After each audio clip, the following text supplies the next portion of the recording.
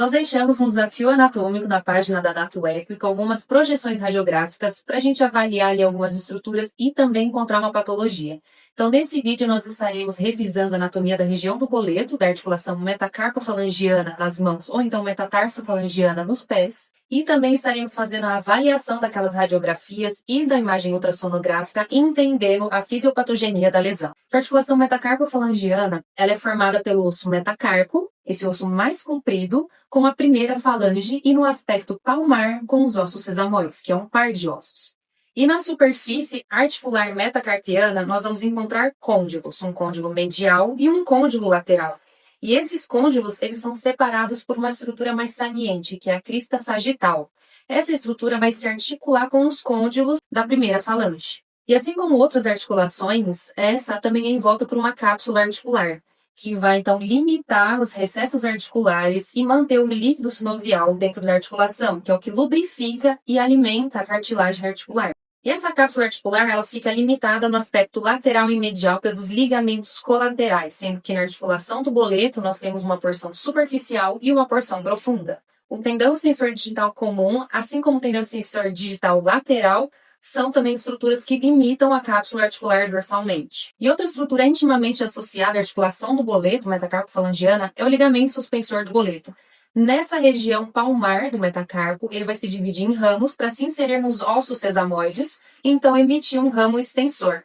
E esses ramos lateral e medial do ligamento suspensor do boleto limitam o recesso articular da articulação do boleto, que é o recesso pálmaro-proximal. E assim como qualquer outra articulação, o boleto está sujeito a uma degeneração. É a patologia que nós chamamos de osteoartrite ou osteoartrose, onde existe uma degeneração articular e aquela articulação passa então a ter uma ação limitada até a perda de função. Então, se a gente lembrar, uma articulação, uma superfície articular, ela é recoberta por cartilagem articular. Essa cartilagem, quando ela passa por condições suprafisiológicas, como exercícios intensos, processos inflamatórios associados, por exemplo, a uma fratura ou fragmentos interarticulares e até desmite de ligamentos que fazem o limite da cápsula articular, esse próprio processo inflamatório que acontece dentro da articulação leva à liberação de citocinas pró-inflamatórias e o que nós chamamos de metaloproteinases. E essas substâncias vão levar à degradação da própria cartilagem articular. E se não controlada, pode então acabar levando à degeneração completa com exposição do que chamamos de osso subcondral.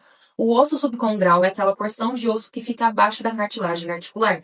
E nesse momento, então, a gente acaba tendo um animal com muita claudicação e muita dor. E inicialmente, o que nós vamos ver nesses processos é principalmente uma sinovite, ou seja, um acúmulo de líquido exagerado dentro da articulação.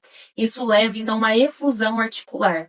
E esse líquido sinovial, cheio de mediadores inflamatórios, leva então à perpetuação do processo degenerativo. E aí que nós passamos a ver áreas de lise e remodelamento em bordas articulares. E olhando agora para a primeira radiografia que nós colocamos no desafio anatômico, o que nós vemos aqui é uma projeção dorsolateral palmar-medial, porque nós sabemos que esse é o membro torácico esquerdo.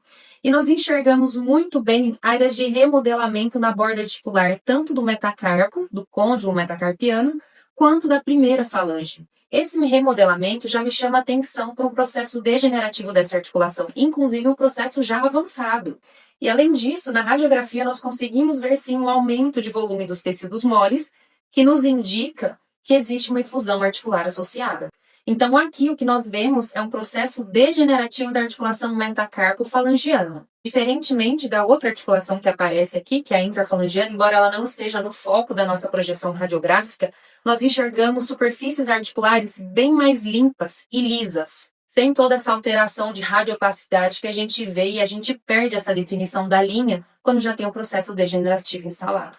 E na segunda radiografia, que é uma projeção dorso-palmar, o que nós enxergamos aqui muito bem é uma área de lise, ou seja, uma área de radiolucência no côndilo medial do metacarpo.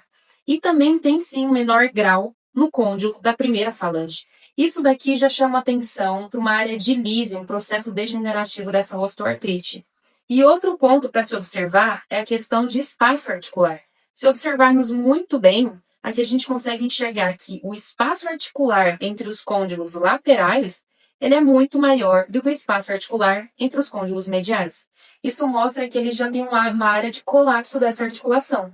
E embora essa terceira radiografia seja muito semelhante à anterior, ou seja, ela é uma projeção DP também, dorso palmar, mas aqui nós temos uma certa diferença. Se observarmos, os sesamóides estão mais altos, ou seja, eu fiz uma projeção de modo que subisse o sesamóide para expor melhor os côndilos metacarpianos. Quando nós vamos realizar uma DP padrão, o que nós fazemos é nós colocamos o emissor paralelo ao chão e nós fazemos uma leve angulação, somente para tirar os sesamóides da superfície articular quando nós fazemos essa radiografia.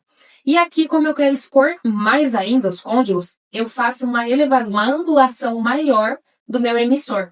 Quando eu faço isso, quando eu faço essa projeção e toda essa imagem vai ficar chapada na placa, eu elevo, ou seja, eu subo os ossos sesamóides, aumentando a área de visualização desses côndilos. Então, eu passo a aumentar a angulação do meu emissor. E aqui, inclusive, a gente consegue enxergar muito bem aquela lesão que nós vimos na projeção anterior, porém de uma forma muito mais clara, que é o que? Essa área de lise, de radiolucência no côndilo medial do metacarpo. E sempre que nós encontramos um processo degenerativo em uma articulação, nós precisamos confirmar esses achados através da ultrassonografia. Então, esse exame ultrassonográfico vai dar uma ideia de como que está a condição daquela cartilagem, que nesse caso nós conseguimos visualizar muito bem a cartilagem articular através dessa linha mais escura em cima da superfície óssea. Então, essa é uma área de cartilagem saudável. E se nós olharmos a superfície óssea, que é essa área mais hiperecóica, ou seja, essa área mais branca, nós conseguimos visualizar o côndilo lateral, a crista sagital e o côndilo medial. Então, aqui a gente vê muito bem essa superfície óssea aqui. Nós vemos o côndilo lateral, a crista sagital e o côndilo medial. E quando nós visualizamos essa cartilagem, o que nós encontramos no côndilo medial, que inclusive é compatível com o achado radiográfico, é uma área de degeneração, ou seja, uma área de perda dessa cartilagem, onde nós encontramos certa fibrilação, mostrando então que o nosso achado ultrassonográfico bate com o achado radiográfico.